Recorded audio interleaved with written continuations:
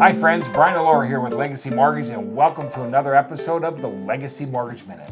You know, today I brought G-John back. You know, G-John's with Impact Agents and they're powered by eXp.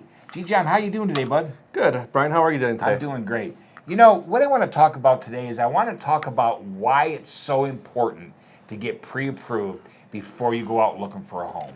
So why is it so important that you get pre-approved? When clients call you that you refer to me, how does this process start? So typically when a client calls me, the first thing I do ask if they're pre-approved.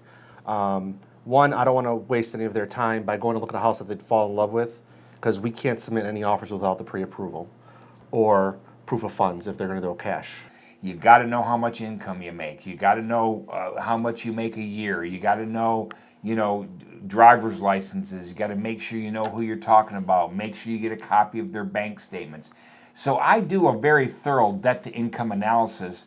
Make sure, and then I pre-qualify them, making sure that if you are looking for a $150,000 house, that you can buy a $150,000 house.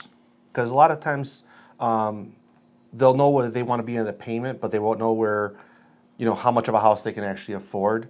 So it's very important to kind of like sit down with the lender, because they can kind of detail the numbers and kind of go over them so they know what they're looking at before they get into the buying process. You know, a lot of times too, customers will call me up and say, I found this house that I want to buy, Brian. It's $225,000. I really love the house.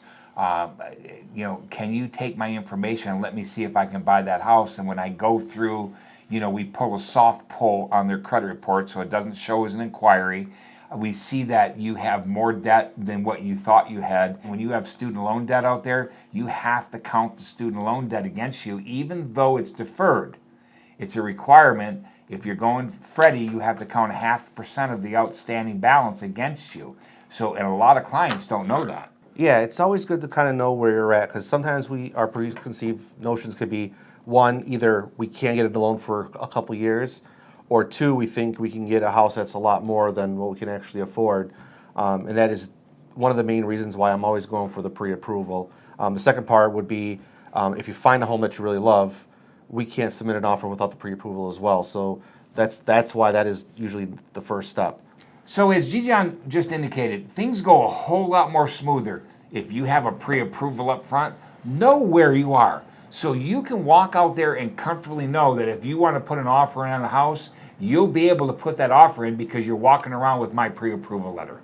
So friends, if you have any questions, what I want you to do is I want you to pick up that phone. I want you to give either myself or G-John a call, and we'll be able to help you and get you ready to go out and purchase that home here very shortly. Thanks for stopping in. We'll see you next week on the Legacy Mortgage Minute.